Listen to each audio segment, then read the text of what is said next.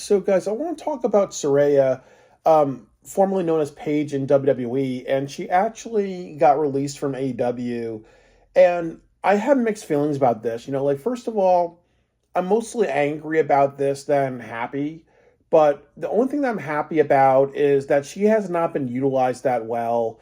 And AEW really needs to be like, hey, if we're not utilizing people, we need to take them off the roster. Why are we paying people hundreds of thousands of dollars a year just to sit at home? So I really appreciate AEW now they're just releasing people or they're not renewing contracts because if you're not going to use people, why pay them to sit at home?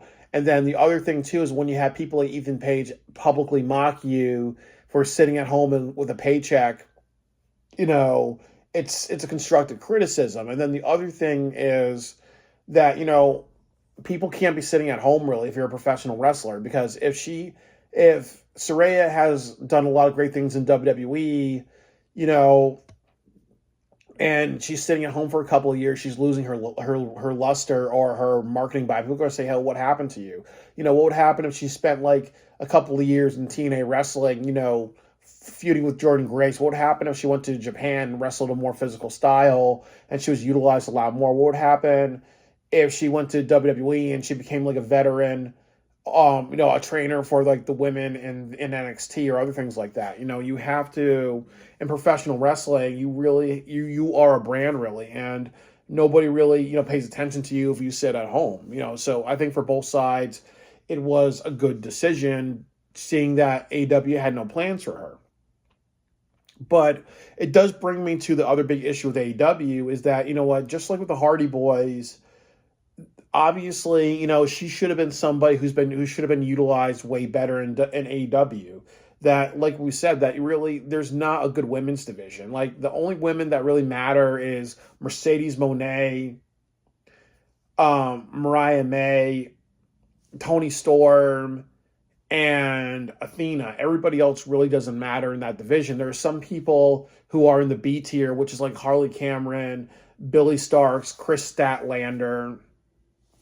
And then there's a lot of people in the C tier like Nala Rose, Thunder Rosa, and other people that appear and disappear a lot.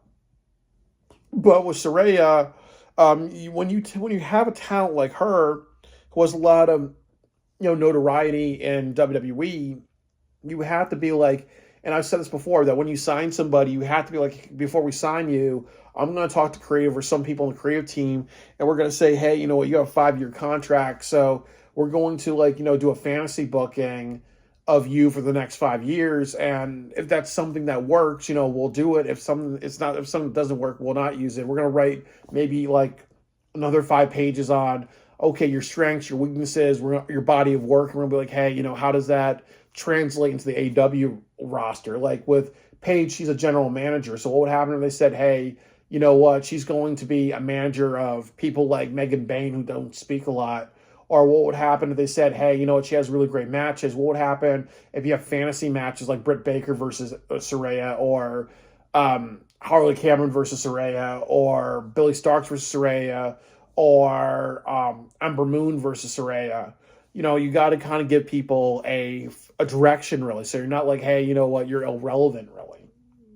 But it's not good when you have a lot of people on the roster and they're not utilized. Like I've said about the Hardy Boys, you don't take a team like the Hardy Boys and you feature them in battle royales, just like they did after the Boston Blood and Guts, where, you don't have them do over the rope matches. You don't have them in a Texas Chainsaw Massacre match.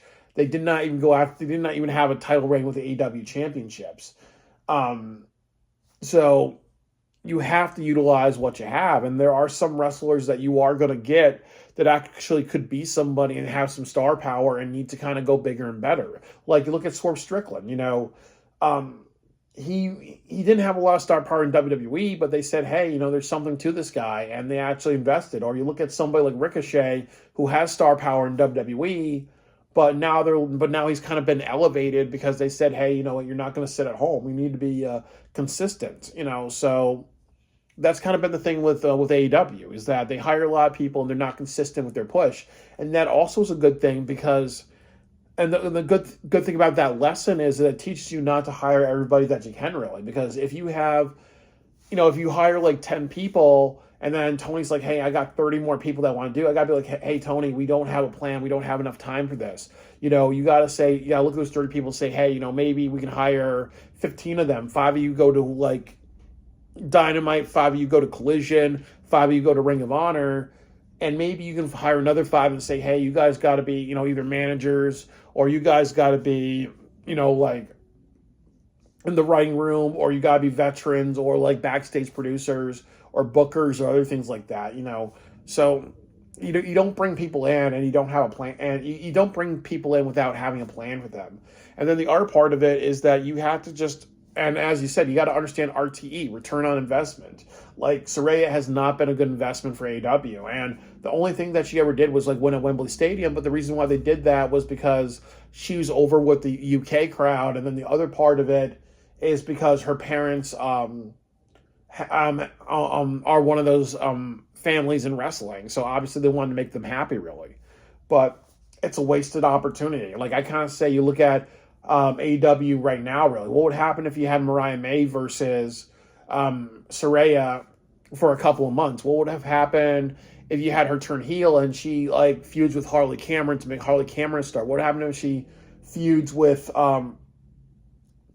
Billy Starks and makes her a star? What would happen if she feuded with Ember Moon and they headline a Ring of Honor show? I think that would be something that people would want to see. Mercedes Moné versus Saraya. What would happen if you had the women's tag team titles, and then it's Saraya and Mercedes Moné, because they both have kind of like that privileged diva type of persona, really. So it's like, as I said, you don't bring people in without like a long-term plan. I think it's very unfortunate she's not with AEW anymore. And part of that is just on Tony Khan just hiring instead of hiring and then having a good booking plan.